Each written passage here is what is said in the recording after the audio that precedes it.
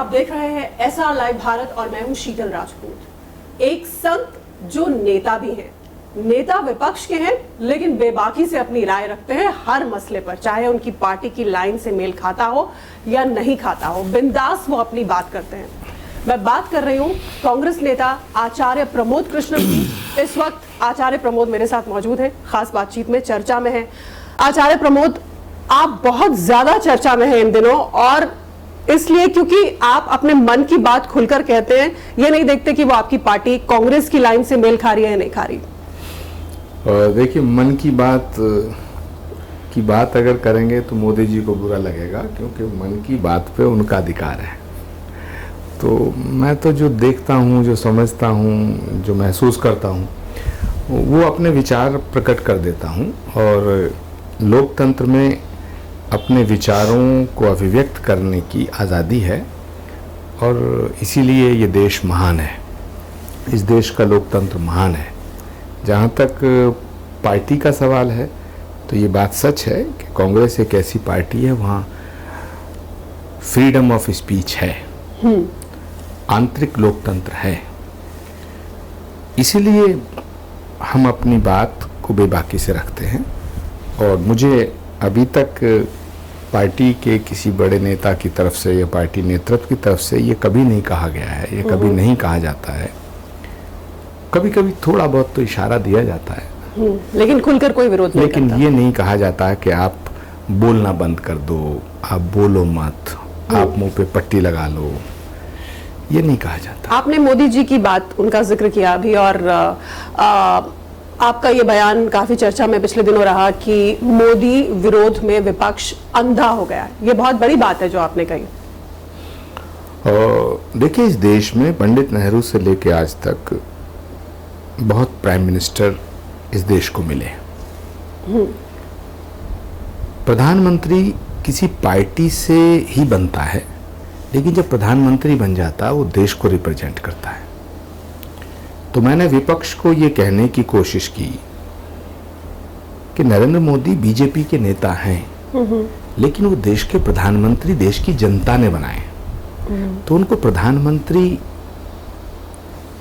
आपको मानना चाहिए।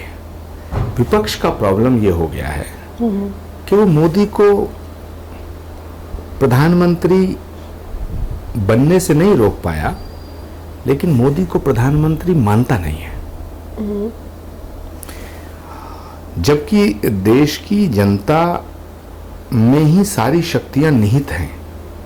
जनतंत्र में सारी शक्तियां जनता में निहित होती हैं। मेरे कहने से ना तो कोई प्रधानमंत्री बनेगा, ना कहने से हटेगा। लेकिन राहुल गांधी विदेश जाते हैं तो उनका पहला निशाना, सीधा निशाना नरेंद्र मोदी ही होते हैं। आपकी इस बात से वो इत्तेफाक नहीं करेंगे? नहीं, राहुल गांधी जी को नरेंद्र मोदी जी पे बिल्कुल निशाना साधने का पूरा हक है। राहुल गांधी अगर नरेंद्र मोदी जी के फैसलों की आलोचना नहीं करेंगे तो फिर कौन करेगा? राहुल गांधी मुख्य विपक्ष के नेता हैं। जहाँ तक सवाल है उनका विदेश की धरती पर नरेंद्र मोदी जी के विरोध में बात करने का, तो उससे कुछ लोगों को प्रॉब्लम है। देश में ऐसा माहौल बना हुआ है कि भाई अपने घर की बात घर में की जाए, बाहर जाकर के अगर अपने घर की बुराइयां करोगे तो उसका अच्छा असर नहीं पड़ेगा। आपका क्या विचार है इस पर, विदेशी धरती पर जाकर? शीतल जी, मैं ऐसा मानता हूँ, क्योंकि अब इंटरनेशनल ग्लोबलाइजेशन का ज़माना है। तो अब जो हमारे देश में हो रहा है ये विदेश वालों को ना पता हो, विदेश में जो हो रहा है वो हमारे यहाँ ना पता हो, ऐसा नहीं होता है। अब राहुल गांधी जी एक पॉलिटिकल बहुत बड़े नेता हैं, एक पॉलिटिकल पार्टी के बहुत बड़े नेता हैं। तो अगर वो बाहर जाएंगे तो उनसे सवाल राजनीति पे तो होंगे, पॉलिटिक्स पे तो होंगे। अब कोई उनसे ये थोड़ी पूछेगा कि साहब चांदनी चौक में छोले भटूरे कहाँ अच्छे बनते हैं। हालांकि छोले भटूरे खाते हुए उनके काफी वीडियो हाल फिलहाल में आए हैं। उनसे ये थोड़ी पूछेगा, नहीं, उनसे ये थोड़ी पूछेगा कि लीची कहाँ की अच्छी है, वहाँ गर्मी कितनी हो रही है, वहाँ के कौन से पहाड़ अच्छे हैं। तो उनसे तो पॉलिटिकल सवाल होंगे ना। तो अगर किसी पॉलिटिकल आदमी से पॉलिटिकल सवाल कहीं भी होते हैं तो उसका जवाब भी पॉलिटिकल लेकिन होगा। मतलब तो मुझे लगता है कि बीजेपी इतनी बड़ी ताकतवर पार्टी है, और बीजेपी तो खुद कहती है कि हम दुनिया की सबसे बड़ी पार्टी हैं, थोड़ा बीजेपी को भी बड़ा दिल दिखाना चाहिए। जो शत्रुता का भाव मोदी जी से विपक्ष को है, वही शत्रुता का भाव राहुल गांधी से बीजेपी को नहीं रखना चाहिए। लेकिन हम विदेश के दौरे की बात करते हैं, उसमें ये स्टेटमेंट जो था ये काफी हेडलाइंस में रहा कि अगर नरेंद्र मोदी के सामने भगवान भी आ जाएंगे, राहुल गांधी ने ये कहा, गॉड भी if he sits in front of him, वो उनको भी अपनी बात समझाएंगे और बोलेंगे कि मैं सही हूँ। इस तरह के कथन पर आपका क्या विचार है? मतलब मैं यहाँ किसी की क्रिटिसिज्म नहीं कर रही, पर हम जनरली डिस्कस कर रहे हैं। ये तो मोदी जी की प्रशंसा हुई। आप इसे प्रशंसा मानते हैं? बिल्कुल, अगर कोई व्यक्ति भगवान को समझा सकता तो ये तो बड़ी बात हो जाएगी। आपने उसे एक आध्यात्मिक ट्विस्ट दे दिया। बहुत ज्यादा चर्चा ये भी है राजनीतिक हलकों में, मीडिया में, हर जगह कि आप इतने बड़े प्रशंसक नरेंद्र मोदी के आजकल दिखाई दे रहे हैं, सुनाई दे रहे हैं, कि ऐसा ना हो कि आप बीजेपी में चले जाएं। सच बोलने का मतलब ये नहीं है कि बीजेपी में चले जाएंगे। भारत को भाजपा नहीं समझना चाहिए, और भाजपा को भारत समझना ठीक नहीं होगा।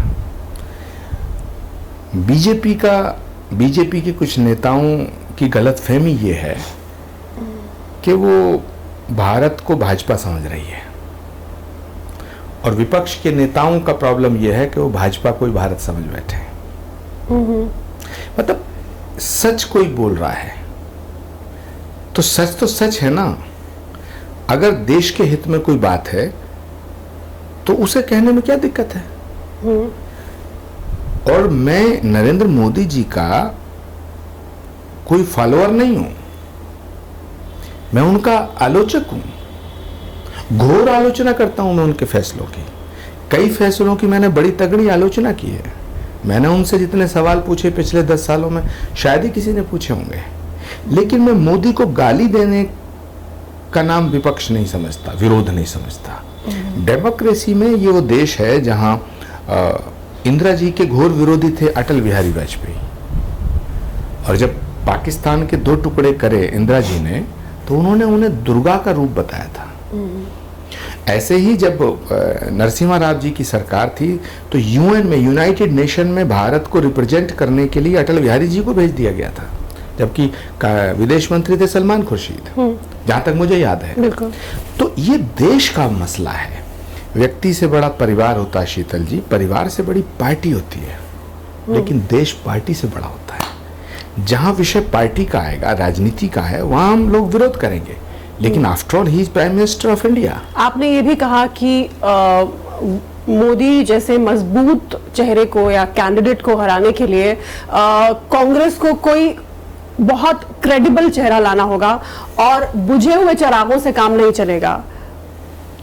इससे आपके क्या मायने, मतलब किसकी तरफ आपका इशारा है? मुझे लगता है मेरे बयानों को आप बड़ी बारीकी से स्टडी करती हैं। करना जरूरी है।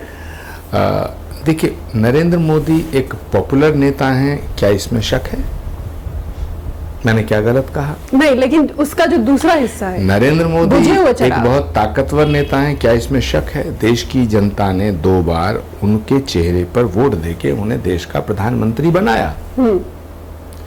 तो अगर मैंने ये कह दिया कि नरेंद्र मोदी एक ताकतवर नेता हैं, तो इसमें क्या गलत है? नहीं, आप जो दूसरा हिस्सा था कि बुझे हुए चिराग नहीं हिला सकते, और आपकी पार्टी के बुझे हुए चिरागों से आपके क्या मायने? क्या आप राहुल गांधी की तरफ इशारा कर रहे थे? देखिए, हर बात को राहुल गांधी जी से जोड़ देना, हर बात को मोदी जी से जोड़ देना, मुझे लगता है ये ठीक नहीं है, उचित नहीं है। आचार्य जी, बात उसी कॉन्टेक्स्ट में हो रही है। मैंने ये कहा कि नरेंद्र मोदी एक ताकतवर नेता है। अगर विपक्ष चाहता है कि उन्हें टक्कर दी जाए या उन्हें सत्ता से हटाया जाए या इस देश के सिंहासन से भारतीय जनता पार्टी की सरकार को हटाया जाए, तो हटाने का काम कौन करेगा? देश की जनता। देश की जनता आपका सपोर्ट और समर्थन तब करेगी जब उसके मन में आपके प्रति जगह बन जाएगी, वो आपको चाहेगी, वो आपसे प्रभावित होगी, वो आपसे लगाव रखेगी। तो देश की जनता को, जनमानस की भावनाओं को प्रभावित करने के लिए, उन्हें अपने पक्ष में करने के लिए कुछ ऐसे फैसले करने पड़ेंगे जो देश की जनता को अच्छे लगें। आपकी पार्टी में ऐसा कौन सा चेहरा है? ऐसे चेहरे सामने लाने पड़ेंगे जिनको देश की जनता एक्सेप्ट करे। जैसे आपकी पार्टी की अगर हम बात करें, कांग्रेस की, मैंने ये कहा था कि नरेंद्र मोदी एक ताकतवर नेता हैं, पॉपुलर प्रधानमंत्री हैं। उन्हें हराने के लिए एक ऐसा नेता आगे आना चाहिए जिसकी पॉपुलैरिटी हो, जिसकी जनता में एक्सेप्टेबिलिटी हो। आप प्रियंका गांधी की बात करते हैं? क्रेडिबिलिटी हो। प्रियंका गांधी की आप बात करते हैं? नहीं, मैं नहीं बात कर रहा हूं। देश की जनता में लोग मुझसे कहते हैं कि नरेंद्र मोदी जी को टक्कर अगर देना है तो एक ऐसा चेहरा चाहिए, और वो चेहरा प्रियंका गांधी का उस समीकरण में फिट बैठता है। तो इसमें कौन सा गुनाह हो गया? तो ये बात राहुल गांधी तक पहुंची है, आपकी ये राय? मुझे नहीं पता उन तक किसी ने या पहुंचाई है नहीं तक? पहुंचाई है, लेकिन मैंने तो अपनी बात कही है। मैं आप शीतल जी, आपसे सवाल करता हूं कि नरेंद्र मोदी जी को आप हटाना चाहते हैं, तो पहली तो शर्त यह है कि एक चेहरा देना चाहिए। जी। बिना दूल्हे की बारात नहीं होती। अब विपक्ष के कुछ नेता राहुल कहते हैं, गांधी है ना, वो तो भारत जोड़ो यात्रा भी निकाल रहे हैं और कांग्रेस कह रही है कि हमें एक नई जिंदगी मिली है। राहुल गांधी जी बिल्कुल है, राहुल गांधी जी कांग्रेस के अध्यक्ष रहे, लेकिन राहुल गांधी जी कांग्रेस के एक नेता हैं। संयुक्त विपक्ष के प्रधानमंत्री के पद के उम्मीदवार नहीं है अभी राहुल गांधी। मैंने ये कहा, मेरी बात को फिर समझने की कोशिश करिएगा, कि कोई ना कोई चेहरा देना पड़ेगा, ठीक? क्योंकि विपक्ष के कुछ नेता कहते हैं कि साहब नहीं, कोई चेहरा मत दो, ऐसे ही हम मोदी को हरा लेंगे। अरे भाई, बिना दूल्हे की बारात नहीं सजती है, आपको चेहरा देना पड़ेगा। और ये चेहरा कांग्रेस से ही होगा, और वो राहुल गांधी के अलावा कोई और हो सकता है? मुझे प्रियंका, आपके बताइए, रीजनल पार्टी का कौन सा ऐसा नेता है, मुझे बताइए। क्या स्टालिन हो सकते हैं? वो तमिलनाडु से बाहर कैसे मोदी को टक्कर देंगे? क्या ममता जी हो सकती हैं? पूरे जीवन की उनकी जो पॉलिटिक्स है बंगाल से बाहर नहीं रही। नीतीश कुमार हो सकते हैं, उनकी क्रेडिबिलिटी पे बहुत बड़ा सवालिया निशान है। वो कितनी बार लालू जी के साथ रहे, कितनी बार लालू जी को का विरोध किया, कितनी बार मोदी जी के साथ रहे, क्रेडिबिलिटी का भी तो सवाल है। मुझे बताइए, अखिलेश जी हो सकते हैं? तो ऐसे ही सब अपनी अपनी पार्टियों के बड़े नेता हैं। मैं उनके नेता होने पे सवाल नहीं कर रहा हूं, लेकिन जब देश का चुनाव होता है तो प्रधानमंत्री के पद का उम्मीदवार हमें घोषित करना पड़ेगा, और वो करना पड़ेगा जिसे देश की जनता जानती हो और मानती हो। जो आपके मुताबिक प्रियंका गांधी आइडियली होनी चाहिए? मुझे लगता है प्रियंका गांधी से बड़ा फेस और कोई देश में विपक्ष में तो नहीं है। अब अगर प्रियंका गांधी का नाम मैं ले रहा हूं तो इसमें क्या प्रॉब्लम है? आप बनाओ, मत बनाओ। कांग्रेस के अंदर खाने इसको लेकर कोई प्रॉब्लम? कांग्रेस में कई बार कह चुका हूं, मैं कांग्रेस पार्टी के नेताओं से कई बार कह चुका हूं कि Priyanka Gandhi is only face in this country. तो क्या अगले 2024 के चुनाव में कांग्रेस आपके इस मत से सहमत होकर ऐसा करेगी या करने जा सकती है? मतलब क्या आप तो टटोलते हैं ना सबका मन अपनी पार्टी? मुझे नहीं लगता कि, क्योंकि ऐसा लगता नहीं, मुझे नहीं लगता कि मैं इस बारे में कुछ कह सकता हूं। ये तो कांग्रेस को फैसला लेना है। मैंने अपनी राय दी है, मैंने अपना विचार प्रकट किया है। मैं ऐसा मानता हूं कि देश की जनता से मुझे जो फीडबैक मिलता है वो ये है कि रीजनल पार्टी के जितने नेता हैं, अगर उनमें से कोई भी प्रधानमंत्री के पद का उम्मीदवार होता है तो मोदी को फायदा होगा, तो फिर मोदी को हटाना संभव नहीं है। अगर मोदी को हटाया जा सकता है, या सच में विपक्ष नरेंद्र मोदी जी की जगह दूसरा कोई प्रधानमंत्री देश को देना चाहता है, तो ये बड़ा गंभीर सवाल है। इसमें सबसे ज्यादा पॉपुलर, क्रेडिबल और एक्सेप्टेबल अगर कोई फेस है तो प्रियंका गांधी का है। ठीक, आप बहुत सारे मुद्दों पर आपने अपनी अलग राय खुलकर जाहिर की है, और उनमें से एक मुद्दा वीर सावरकर का भी है। वीर सावरकर, जिनको आपकी पार्टी के नेता माफी वीर कहते आए हैं या देश का गद्दार कहते आए, लेकिन आपने खुलकर इसका विरोध किया है। देखिए, फ्रीडम मूवमेंट में, स्वतंत्रता संग्राम के आंदोलन में अगर कोई व्यक्ति एक दिन भी जेल गया है या उसने यातनाएं झेली हैं, अंग्रेजों ने उस पर जुल्म किया है, तो मैं उसको नमन करता हूं। जहां तक सावरकर का सवाल है, तो सावरकर जी को तो कई साल काले पानी की सजा अंग्रेजों ने दी। तो अगर वो अंग्रेजों के पिट्ठू होते तो अंग्रेज उसे काला पानी की सजा क्यों देते, उनको वो यातनाएं क्यों देते?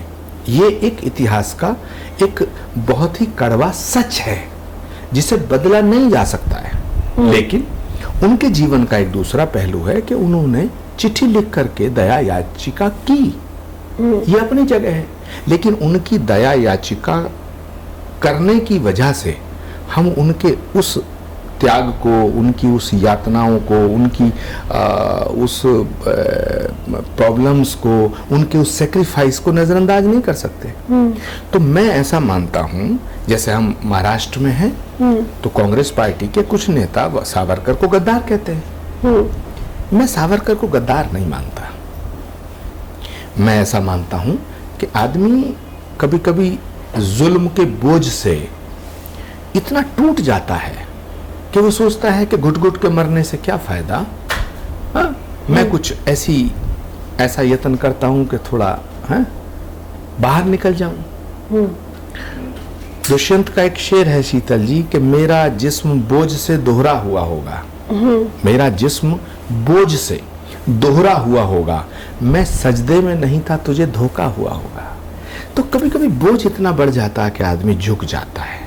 हर क्रांतिकारी भगत सिंह नहीं हो सकता, लेकिन आपकी पार्टी, हर क्रांतिकारी सुभाष चंद्र बोस नहीं हो सकता है, ठीक है। हर क्रांतिकारी अशफाक उल्लाह खान नहीं हो सकता है, हर क्रांतिकारी छत्रपति शिवाजी नहीं हो सकता है, महाराणा प्रताप नहीं हो सकता है, लेकिन एक स्ट्रेटेजी का भी हिस्सा हो सकता है।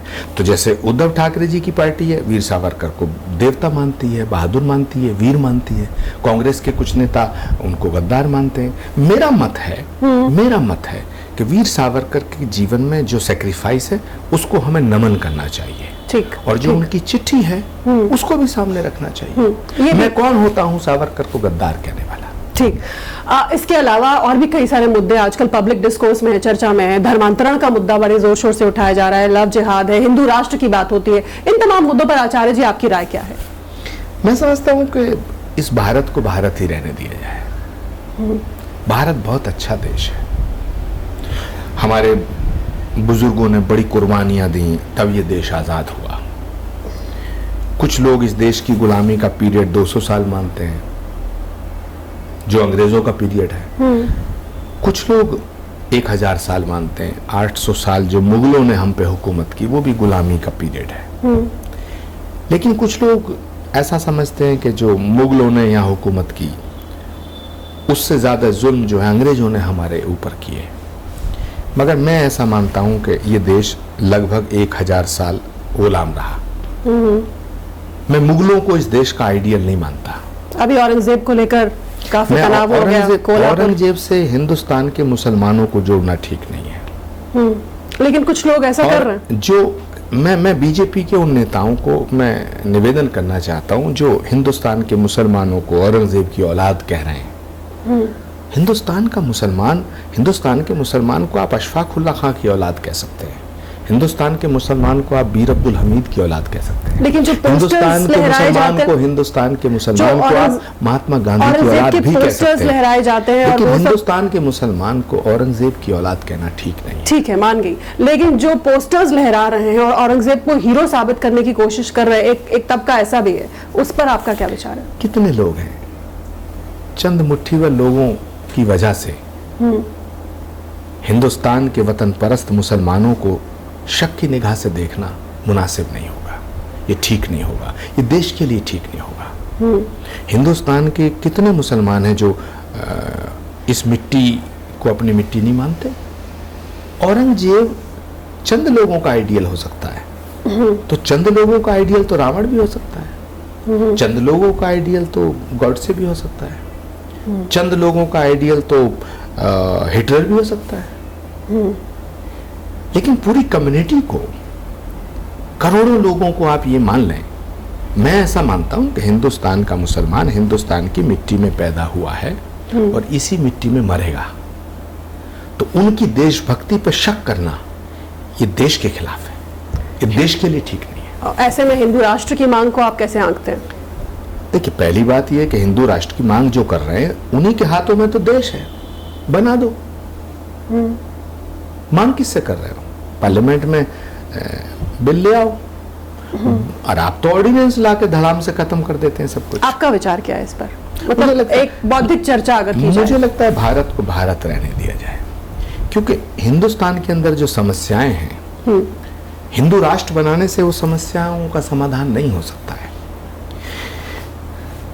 बड़ी मजेदार बात यह है कि कोई भी धर्म झगड़ा करना नहीं सिखाता, लेकिन सारे झगड़े धर्म के नाम पे हैं। भारत एक ऐसा देश है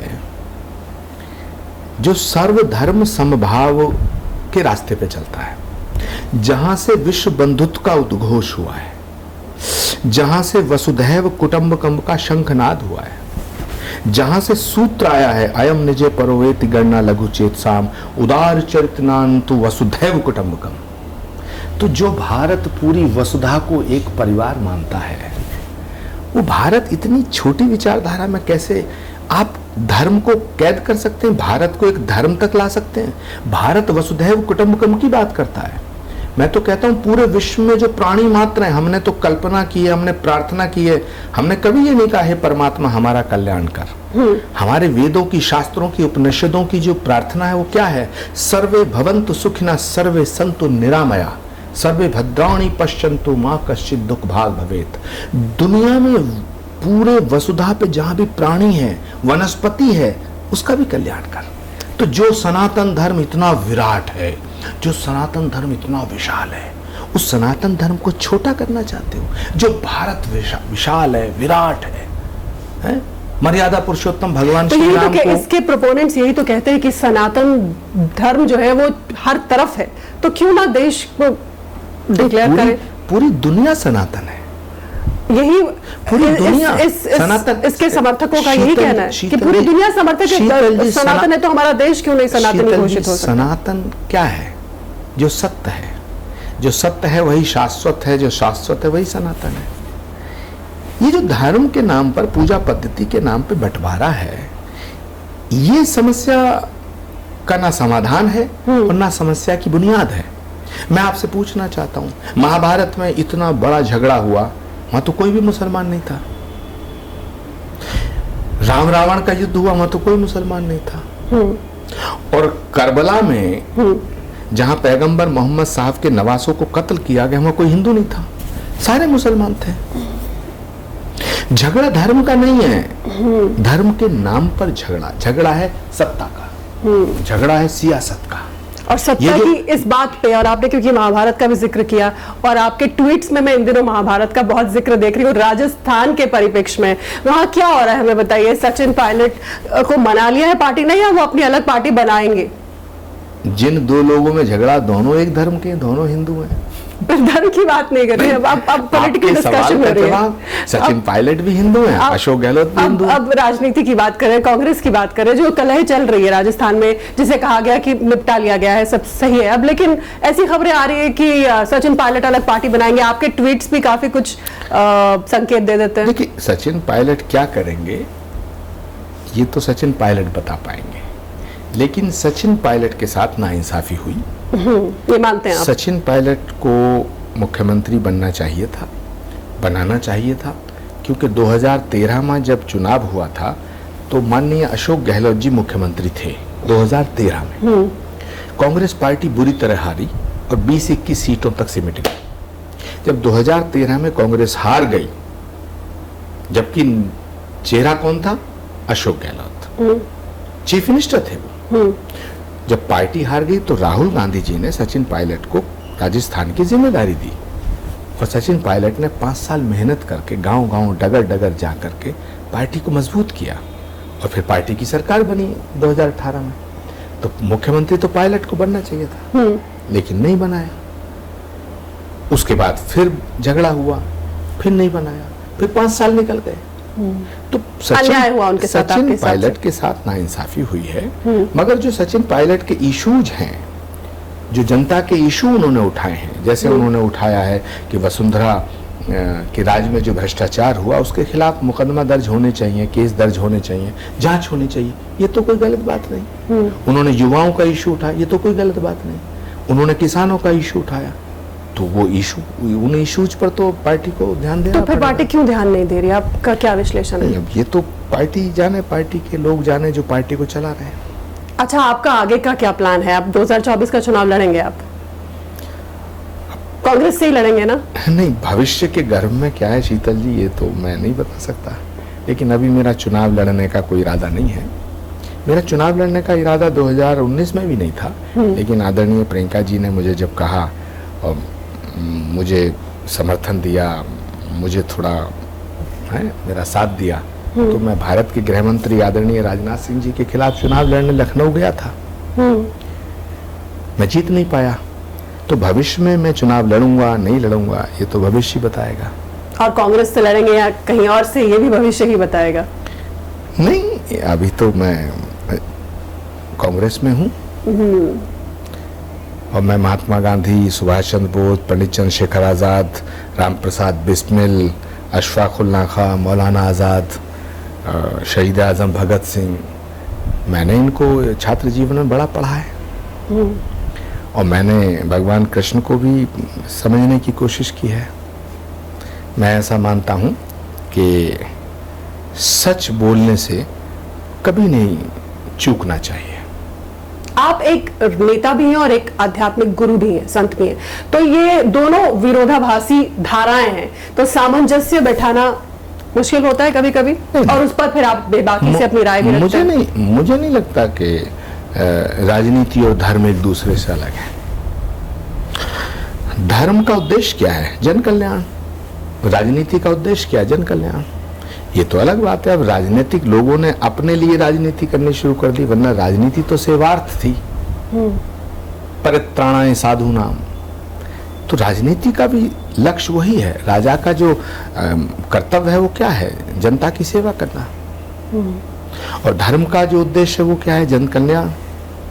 और इसीलिए धर्म दंड भी स्थापित हुआ हमारी संसद में, जिसकी आपने सराहना की, लेकिन विरोधी दलों ने नहीं की। मुझे लगता है कि देखिए, विरोधी दलों को विरोध करने का पूरा अधिकार है, मैं भी विरोध करता हूं, लेकिन इन द इंटरेस्ट ऑफ नेशन, जो देश हित में फैसले हैं, यदि हमारा दुश्मन भी हमारे देश के हित में कोई बात करता है, हमें उसकी भी सराहना करनी चाहिए। तो अगर देश के प्रधानमंत्री ने कुछ ऐसे फैसले लिए हैं जो देश के हित में है, तो उनकी सराहना क्यों नहीं की जाए?